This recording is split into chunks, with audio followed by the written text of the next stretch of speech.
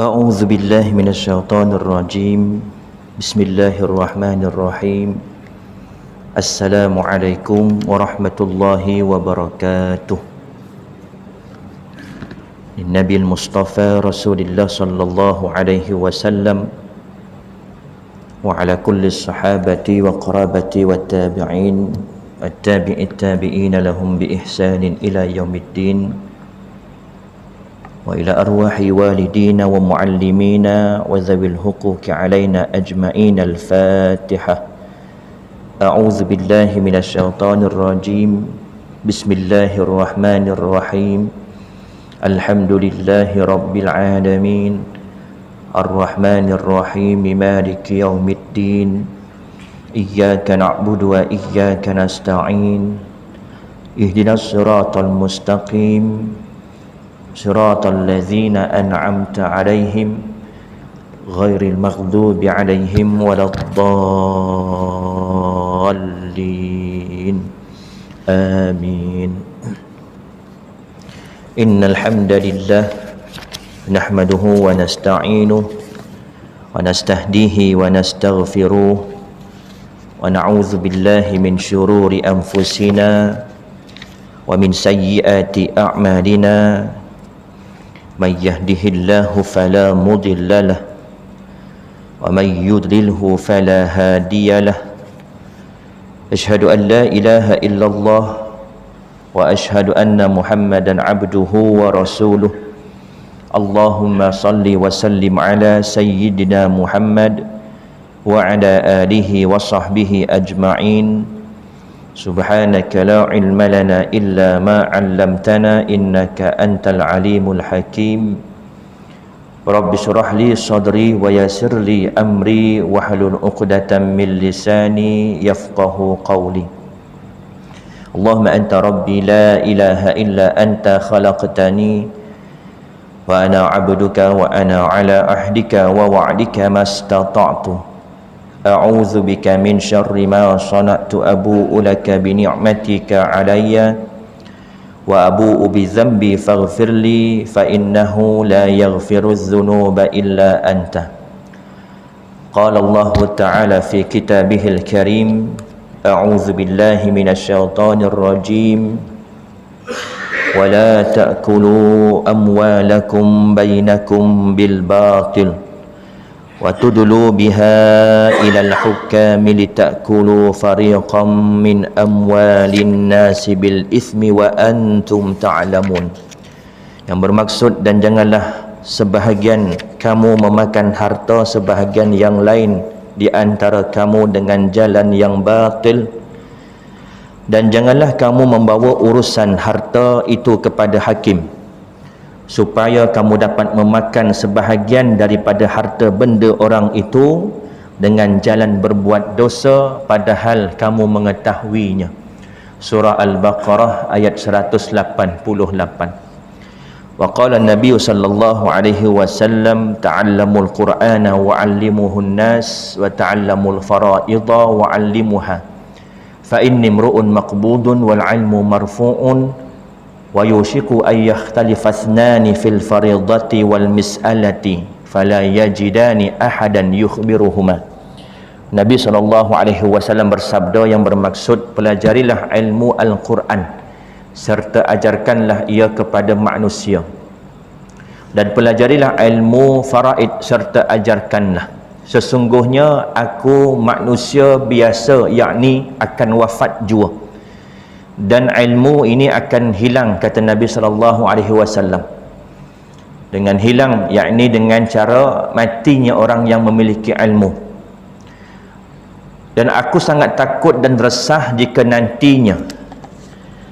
nantinya ada orang bertengkar tentang pembahagian pusaka dan permasalahan lainnya, akan tetapi mereka tidak menemukan seorang pun yang boleh menyelesaikan permasalahan tersebut. Hadis riwayat Imam Ahmad. Yang dihormati Tuan Nazir, Tuan Imam, Tuan Bilal, pegawai serta ahli jawatan kuasa Masjid Al-Ihsan, Kampung Sungai Lang Tengah. Yang dihormati juga dikasihi pimpinan masyarakat, para alim ulama, asatizah di kalangan tuan-tuan dan juga puan-puan, seterusnya muslimin, muslimat, hadirin hadirat. Alhamdulillah, pertama dan selamanya kita merafakkan kesyukuran kehadrat Allah Subhanahu wa taala atas nikmat yang paling besar yang dikurniakan ke atas kita, iaitu nikmat iman dan juga Islam.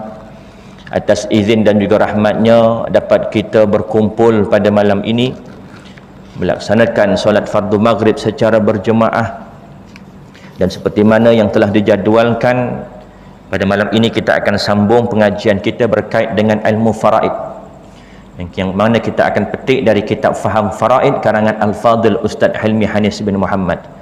Mudah-mudahan perjumpaan kita mendapat rahmat dari Allah Subhanahu wa taala, dan mudah-mudahan perjumpaan kita juga dapat menambah berat timbang amal baik kita ketika bertemu dengan Allah di padang mahsyar nanti insya-Allah. Muslimin muslimat yang dirahmati Allah, yang terakhir pengajian kita bertarikh 19 hari bulan 8 hari bulan 8 tahun 2025, bulan yang lepas.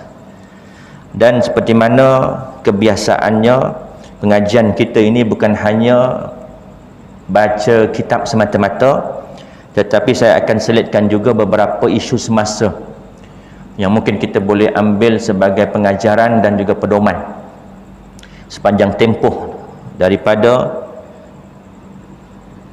19 Ogos sehingga hari ini. Muslimin muslimat yang dirahmati Allah, pada tarikh 21 Ogos, 3 hari lepas kuliah kita yang terakhir, ada seorang WhatsApp saya. Dia kata dia nak minta tolong kirakan pembahagian pusaka bagi kematian 13 lapis. Kematian 13 lapis ni maksudnya apa? Maksudnya kematian pertama, contoh pada tahun 1985, tetapi harta si mati yang pertama ni masih belum diuruskan, belum dipindah milik sehingga tahun 2025. Dalam tempoh berapa tahun? 1985 sehingga 2025, 40 tahun. Jadi dalam tempoh 40 tahun ni berlakunya kematian sebanyak 13. Daripada kematian pertama tadi 85, kemudian ada tahun berikutnya sehinggalah tahun 2025 ada kematian yang terakhir, iaitu kematian yang ke-13. Jadi waris ni dia WhatsApp saya, dia kata saya dah pergi ke mahkamah syariah, mereka bagi tunjuk ajar panduan nak isi borang permohonan. Borang permohonan ni untuk makluman tuan-tuan, borang MS3 dan MS26. Tuan-tuan boleh Google. Borang MS muka surat. Tapi jangan tulis muka surat, MS. MS3 dan MS26 Mahkamah Syariah. Borang ini untuk permohonan pengeluaran sijil faraid. Jadi kalau ada yang nak sijil faraid, kena berurusan di mana? Mahkamah Syariah, dan kena isi borang dua ni, borang MS3 dan borang MS26. Dia dah bagi borang untuk kami isi, cuma agak rumit untuk kami buat sendiri sebab melibatkan 13 susunan waris. Saya dah pergi ke pejabat pusaka kecil, cuma untuk urusan faraid kami diminta ke mahkamah syariah untuk dapatkan sijil faraid dan hantar semula ke pejabat pusaka kecil. Sebenarnya dalam urusan tuntutan pusaka, di salah satu 3 tempat ini, pejabat pusaka kecil, amanah raya ataupun mahkamah tinggi sivil, tak perlukan pun sijil faraid, tak perlu. Tetapi bila melibatkan kematian yang banyak sehingga 13 lapis tu, maka pegawai pusaka dia minta waris ni dapatkan dahulu sijil faraid. Nak dapatkan sijil faraid, kena isi borang MS3 dan MS26. Borang MS26 tu yang disediakan oleh mahkamah hanya sehingga kematian kedua saja, 2 lapis je. 2 lapis saja. Jadi perenggan sekian, contoh perenggan 298 untuk butiran kematian yang ke-13, contoh. Jadi setiap perenggan tu kena isi apa maklumat, siapa nama dia, bila tarikh mati dia, siapa waris-waris dia, pernahkah berkahwin sebelum ini, kali pertama, kali kedua, ketiga, keempat dan seterusnya. Daripada perkahwinan kedua, adakah mempunyai anak, semua tu ada perenggan-perenggan. Dan dia minta saya sediakan 13 lapis kematian dan borang MS26 tadi. Alhamdulillah selesai saya buat, dan ni salah satunya contoh nak tunjuk kat tuan-tuan, contoh kematian 13 lapis. Ini saya buat sendiri bagi kes orang ni, orang Kuala Langat juga, kampung mana rahsialah tapi orang Kuala Langat. Kematian pertama pada tahun 1 hari bulan 6 1985, kematian kedua 25 hari bulan 10 1990, sehingga kematian yang ke-13 pada tarikh 23 hari bulan 9 2025. Dan dia kena bawa benda ni, ini salinan saya buat, simpanan, dan juga borang MS26, yang mana borang MS26 tu lebih kurang dalam 58 muka surat, dan kena diisi setiap kematian tu nama-nama waris dan hubungannya. Dan kalau ada kematian, kena lampirkan sijil mati. Kalau dia sebagai waris, kena lampirkan salinan IC. Jadi rumit tak? Memang rumit, sangat rumit. Ini 13 kematian saja. Kawan-kawan saya daripada peguam ada yang sampai menguruskan 59 kematian berlapis. Ada yang pernah mereka uruskan daripada tahun kematian pertama tu 1909, bermakna hampir 111 tahun dah berjaya diselesaikan. 13 lapis kematian ni, kematian pertama hanya melibatkan 1, 2, 3, 4 orang sahaja waris. Tetapi bila ditangguh sehinggalah 2025 kematian yang ke-13, bila dikira-kira balik puluhan waris yang terlibat. Jadi benda tu boleh selesai, cuma ni yang ramai terlepas pandang. Kita nak selesaikan ni tak ada masalah, kita boleh saja lantik siapa-siapa peguam ke untuk uruskan, boleh selesai. Cuma kalau peguam ni faham-fahamlah, bila kita lantik peguam melibatkan kos, dan kos bukan sedikit. Saya ramai kawan-kawan, rakan-rakan, sahabat-sahabat daripada Pertubuhan Doa Faraid Malaysia yang merupakan ahli juga sebagai peguam syariah yang menguruskan langsung dalam urusan pusaka. Standard harga, ada yang lebih murah dan ada yang lebih mahal, tapi standard harga lah. Ini untuk makluman tuan-tuan lah, bila kita buka file saja RM500, itu baru buka file. Kalau melibatkan kematian berlapis, satu kematian RM1,000 charge fee dia. Ini rata-rata. Boleh ada yang lebih murah, ia ada, dan ada yang lebih tinggi, ia ada, tapi rata-rata standard harga satu kematian RM1,000. Kalau ada 13,000 campur buka file 13,500. Tapi saya tak charge banyak tu, saya cuma charge RM1,500 saja. Itu pun duit untuk beli Panadol saya. Panadolnya mahal sikit sebab memang rumit. Ya, memang rumit. 13 lapis kematian, benda ni boleh selesai tuan-tuan.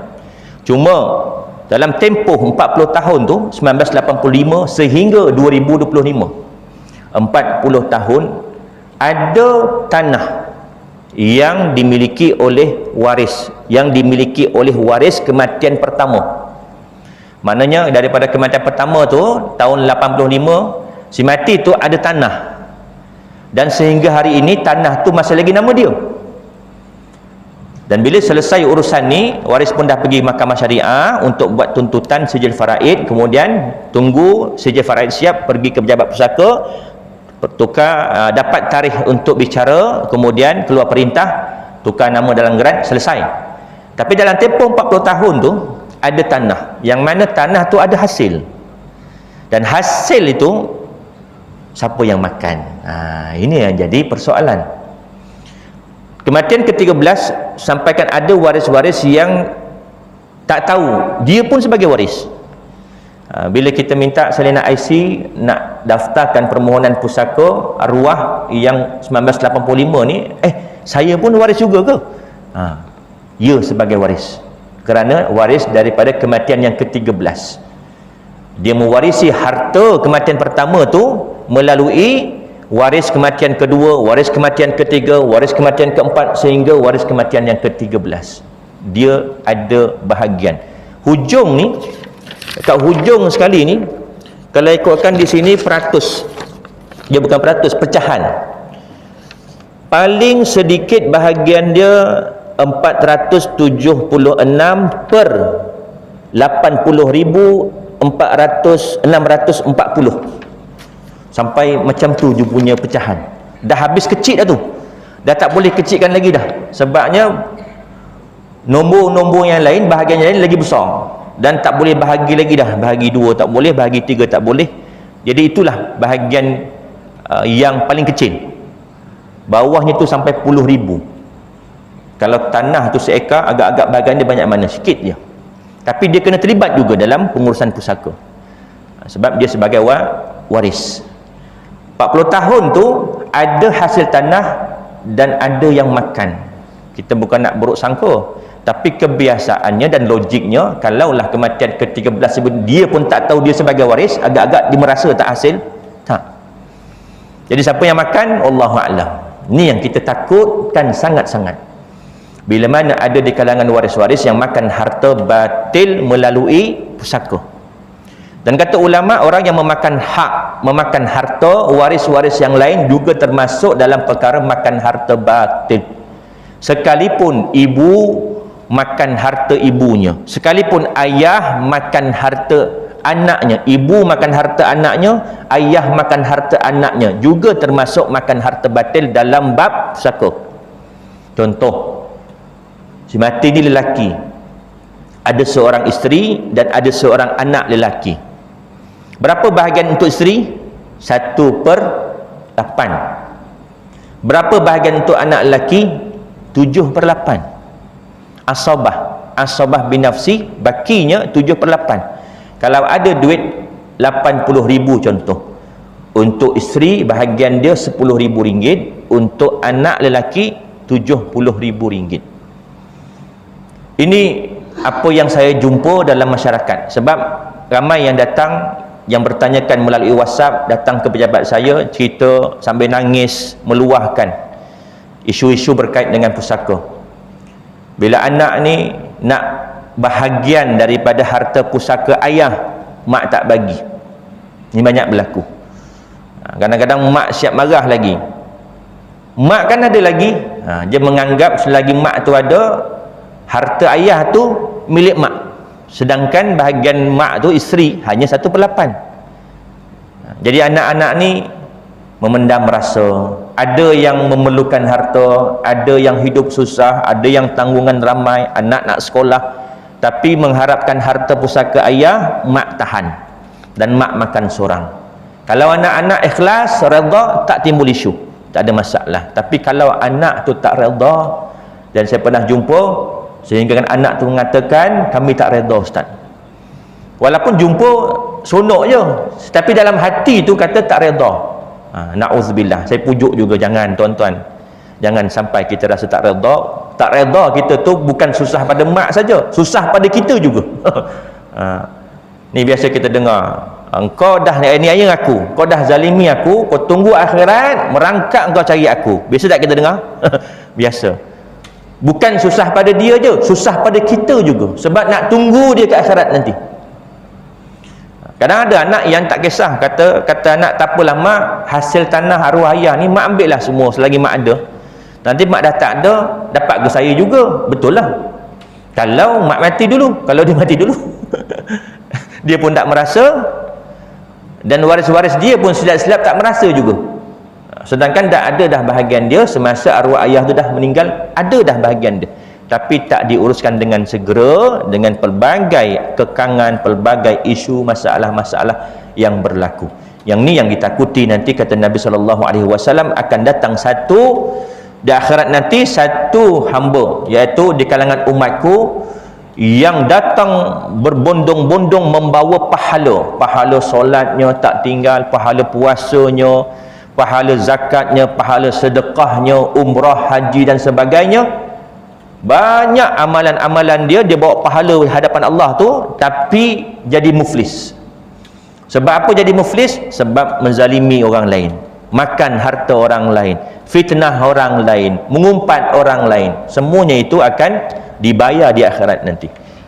Akhirat nak bayar bukan dengan duit, tapi dibayar dengan pahala kita.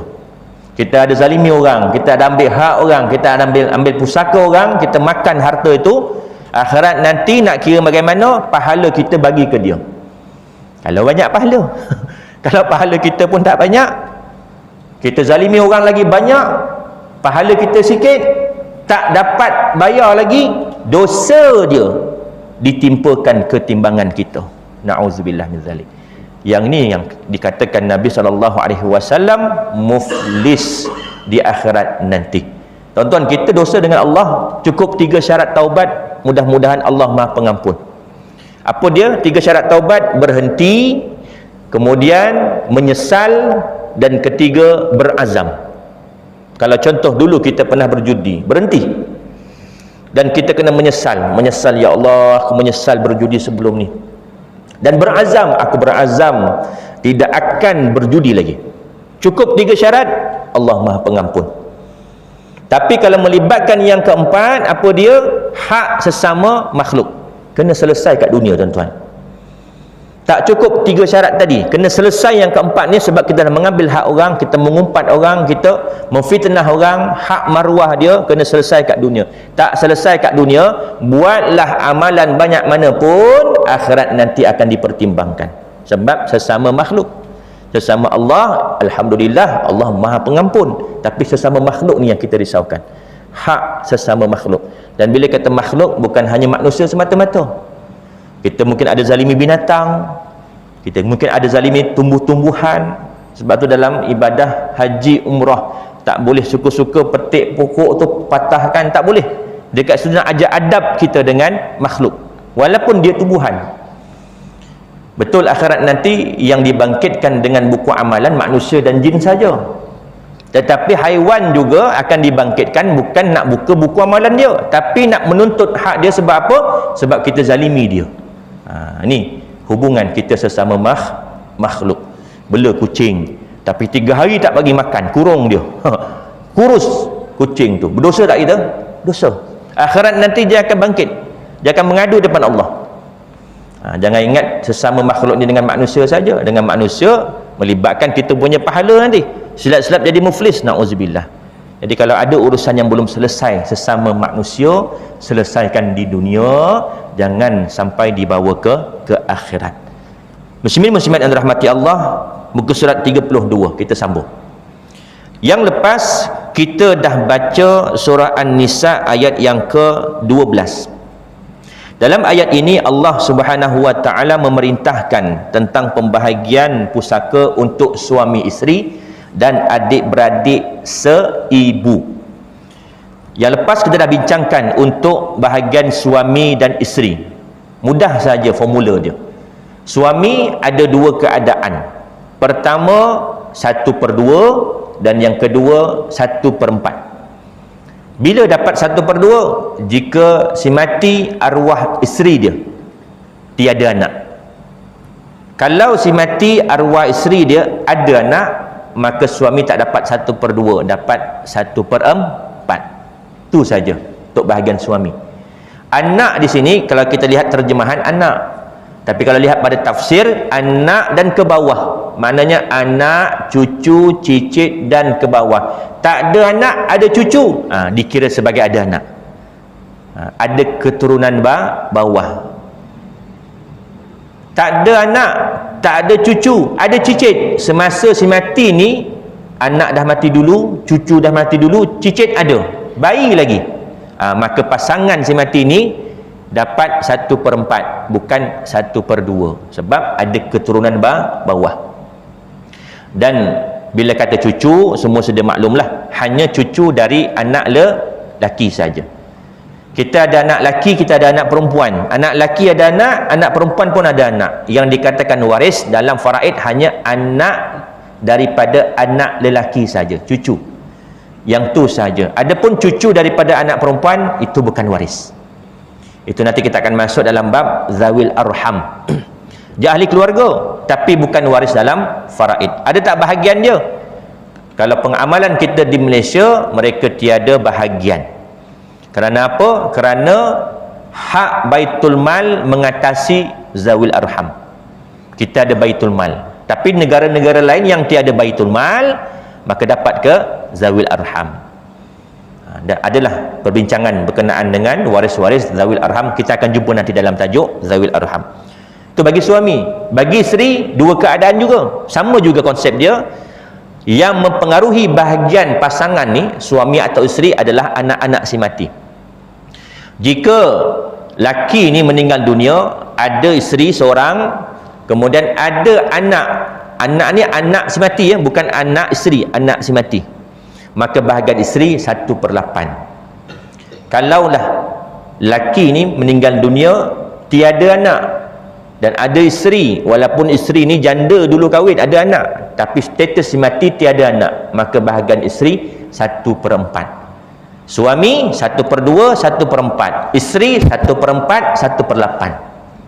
Itu saja formula bagi bahagian suami atau isteri dalam ayat yang ke-12 ini, surah An-Nisa.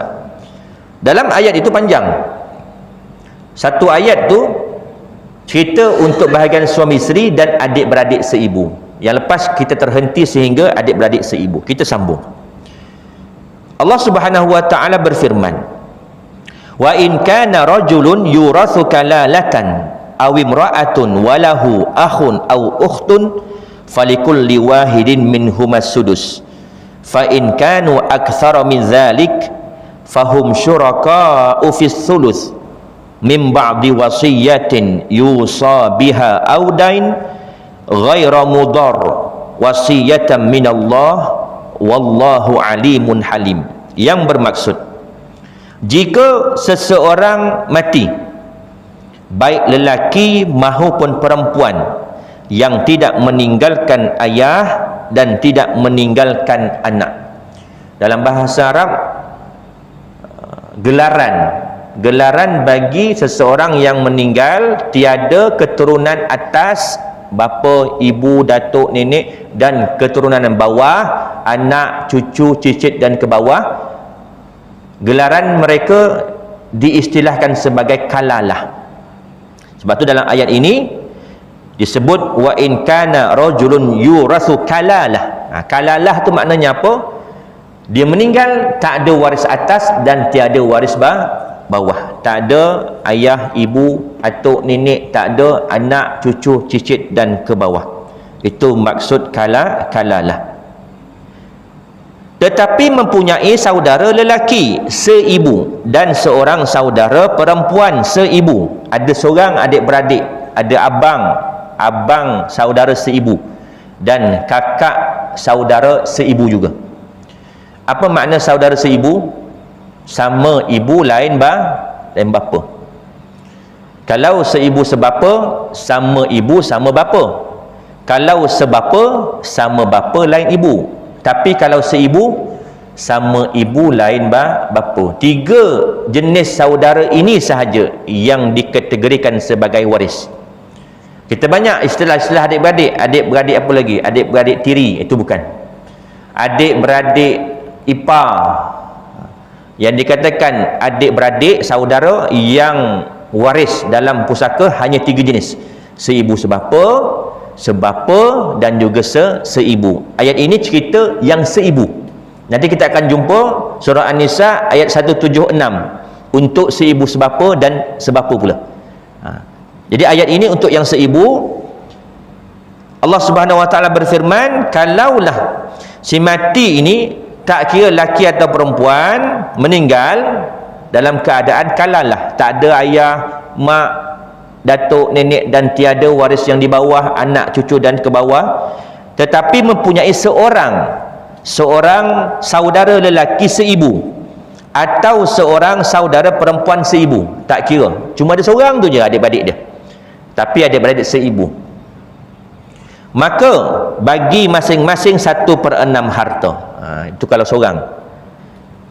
Tetapi jika saudara-saudara seibu itu lebih daripada seorang, maka mereka bersama-sama, yakni berkongsi dalam bahagian yang 1/3 itu, setelah dipenuhi wasiat yang dibuat olehnya dan setelah dibayar hutangnya dengan tidak menyusahkan kepada ahli waris. Demikianlah ketentuan Allah, dan Allah Maha mengetahui, Maha penyantun. Ini bagi adik-beradik seibu hanya 2 keadaan juga. Pertama, mesti syarat dia kalalah. Yang kedua ni pun sama juga, mesti syaratnya kalalah. Cuma yang pertama ni, kalau dia seorang saja dapat 1/6. Kalau adik-beradik seibu ni ada ramai, 2 orang, 3 orang atau 10 orang, semua adik-beradik seibu, maka bahagian mereka 1/3 kongsi sama rata, tak kira lelaki atau perempuan. Dia beza dengan adik-beradik seibu sebapa. Adik-beradik seibu sebapa nanti kita akan jumpa ayat 176 surah An-Nisa. Mereka kalau ada perempuan seorang 1/2, kalau perempuan 2 orang atau lebih 2/3. Kalau ada laki perempuan dapat nisbah laki 2 bahagian, perempuan 1 bahagian. Itu bagi seibu sebapa dan juga sebapa. Tapi bagi yang seibu, dia special case. Seorang 1/6, 2 orang atau lebih 1/3, bahagi sama rata. Kenapa? Wallahu a'lam. Sebab itu adalah ketentuan Allah. Sebab itu Allah di akhir ayat itu Allah Subhanahu wa taala berfirman, wasiyatan minallah wallahu alimun halim, yang bermaksud demikianlah ketentuan Allah, dan Allah Maha mengetahui, Maha penyantun. Wallahu a'lam. Dalam perintah Allah, Allah tidak perlukan tujuan atau sebab. Allah wajibkan kita sembahyang. Apa sebab? Tak ada sebab. Itu perintah Allah. Kerana Allah Maha berkuasa. Lillahi ma fis samawati wa ma fil ard. Kerana Allah Rabbul Alamin. Alhamdulillahi Rabbil Alamin. Jadi suka-suka Allah. Nak perintahkan itu, nak perintahkan ini, nak larang itu, nak larang ini, tak perlukan sebab pun. Tetapi ulama-ulama mencari hikmah. Hikmah bukan sebab. Itu beza hikmah dan juga sebab.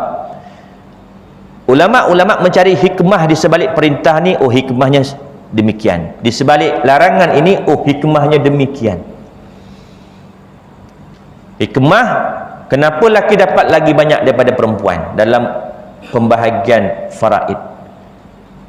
Secara tujuan, Allahu alam, Allah Maha mengetahui. Tetapi hikmah, kerana lelaki ni kata ulama, tanggungjawab dia besar.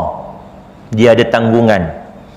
Dia diwajibkan untuk menafkahi isteri dia. Dia diwajibkan untuk menafkahi anak-anak dia. Dia diwajibkan menafkahi ibu bapa dia kalau ibu bapanya tidak mampu.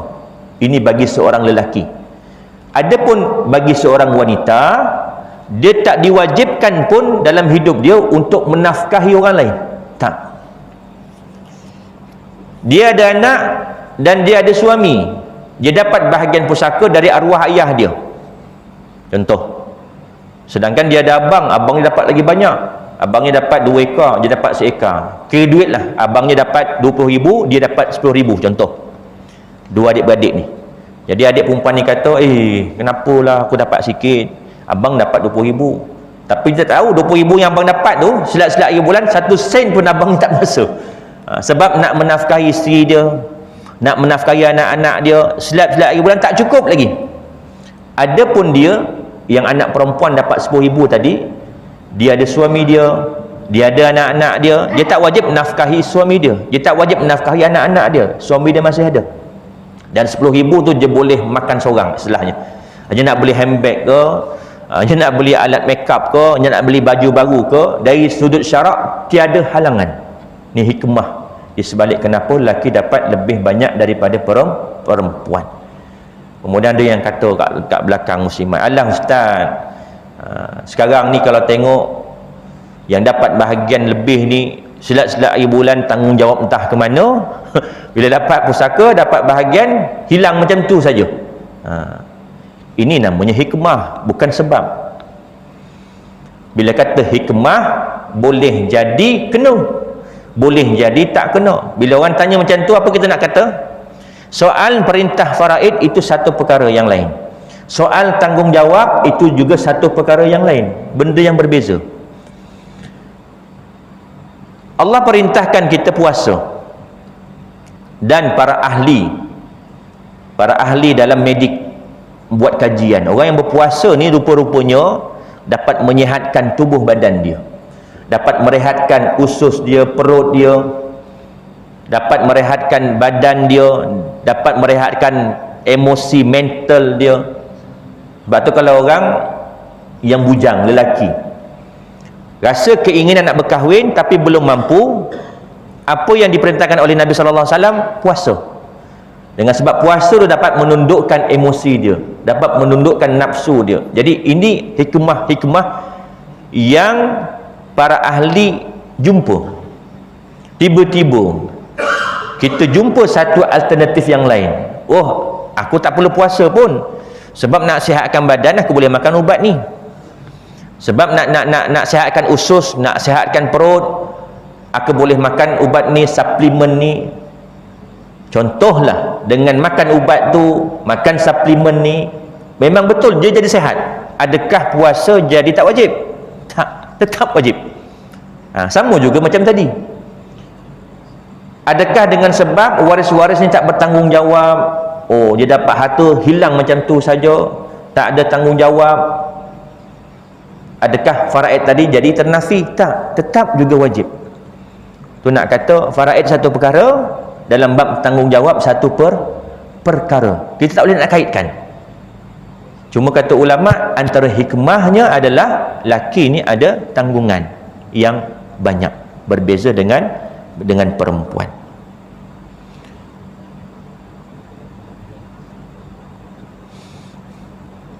Sebab penurunan ayat ini adalah riwayat Imam An-Nasai daripada Sayyidina Jabir, dia berkata, ketika aku sedang sakit, Rasulullah SAW datang bertemu dengan aku. Maka aku berkata, wahai Rasulullah, aku ingin berwasiat memberikan 1/3 daripada hartaku kepada adik-beradik perempuanku. Rasulullah SAW bersabda, baik. Aku berkata lagi, aku ingin berikan setengahnya.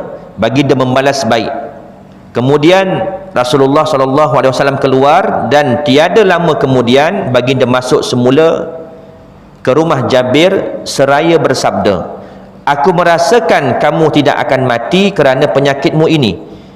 Sesungguhnya Allah Ta'ala telah menurunkan ayat yang menjelaskan pembahagian warisan bagi adik-beradik perempuan, iaitu sebanyak 2/3. Ini nanti kita akan jumpa pada perjumpaan akan datang bagi pembahagian untuk adik-beradik seibu sebapa dan juga sebapa. Dalam ayat 176 surah An-Nisa. Kita berhenti sampai di sini. Ada soalan? Kalau ada 1, 2, kalau tak ada kita akhiri. Ada? Tak tahu nak tanya apa, Ustaz?